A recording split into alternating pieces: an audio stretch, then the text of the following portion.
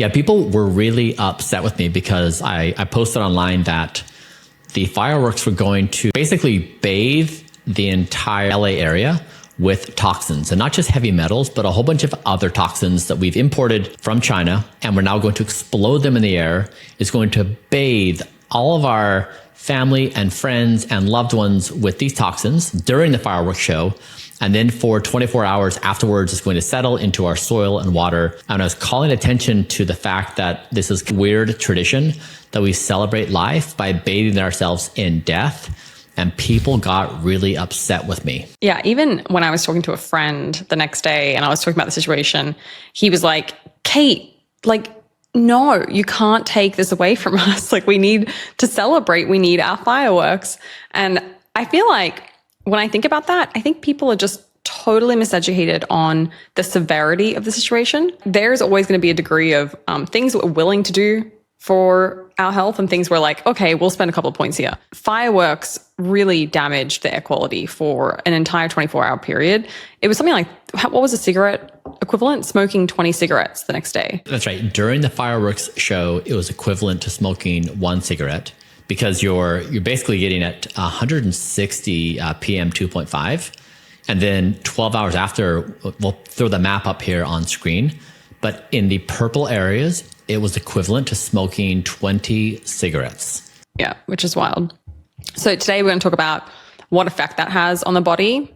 And then we're going to talk about other types of toxins in the body. We had some feedback in the comment section that folks wanted a much more structured podcast. And so to tee this up, we're going to talk about why fireworks are bad, why you should be with us and saying, let's make other traditions for 4th of July, what other toxins exist in your environment that you might not be aware of, and then how Brian has limited his exposure and also reversed some of the exposure that he has been exposed to. And so this includes things like PFAS, different toxins from your blood, and then obviously like your environment, air quality. The thing is that we're trying to call out is it's not that the July 4th spike in toxins are going to kill you. It's that we routinely do things in life that kill us. And those things we have tried to color as living life or the purpose of life or happiness.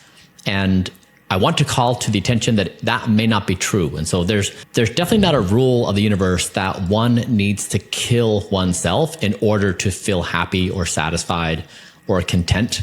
And so if you're exposed to PM 2.5 on an annual basis, so let's say that you have an extra 15 points on the PM 2.5 scale for 24 hours a day at 365 days a year, you're getting exposure of 131,000 per year versus on a July 4th spike, it's about less than 1% of that. It's not hugely consequential, but it's really just the point of when we can identify things in our life that are causing us harm, it's prudent to identify those things. And then if we can, make the cultural changes.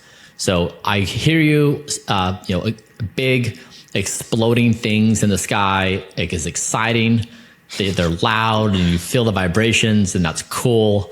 It talks to our primitive brain, but also when we're taking children to a fireworks show and you're bathing the children's in toxins, I'm not sure about that. I don't know if that's living life. I'm not sure if I'm a baby, if I want to be bathed in toxins. And then again, we get dosed again when they enter into our water and our food supply. So Mike, what's your take on this? I guess I want to take a slightly contrarian viewpoint to you, just in the sense that I think if I were to choose interventions to improve air quality, the first thing I would do would not be to take away fireworks. And I don't think that's what you're suggesting necessarily. I think you're trying to point out that hey, we choose to do things that are inherently bad for us on a regular basis as a way of celebrating life, which is ridiculous, which I don't disagree with you with. I think that makes a lot of sense. But when it comes to what's going to have the greatest impact on your overall health, I think that there's a multitude of things that are higher on the list for me than fireworks. So these one-off situations, just like you were talking about in that math that you shared, these one-off situations have a very small total impact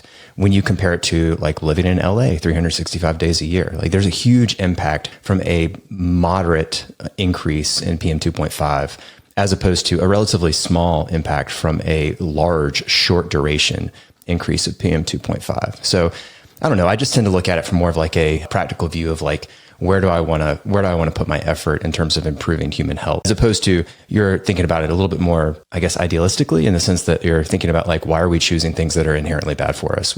Yeah. And I'm saying if you remove the storytelling and the cultural significance, if you're an outside observer, if you're an alien and you can't see the language of our society and the storytelling apparatus, and you just see us as biochemical beings, and you say, what are those creatures doing, bathing themselves in chemicals? Like, what ritual is that makes any kind of sense? Sure. Like we want to celebrate someone's birthday, so we go out and have a couple of alcoholic drinks and pizza and birthday cake. We're just like ingesting all of these things that kill us as a celebration of life. Like, I don't know. It doesn't seem right. That's exactly right. And so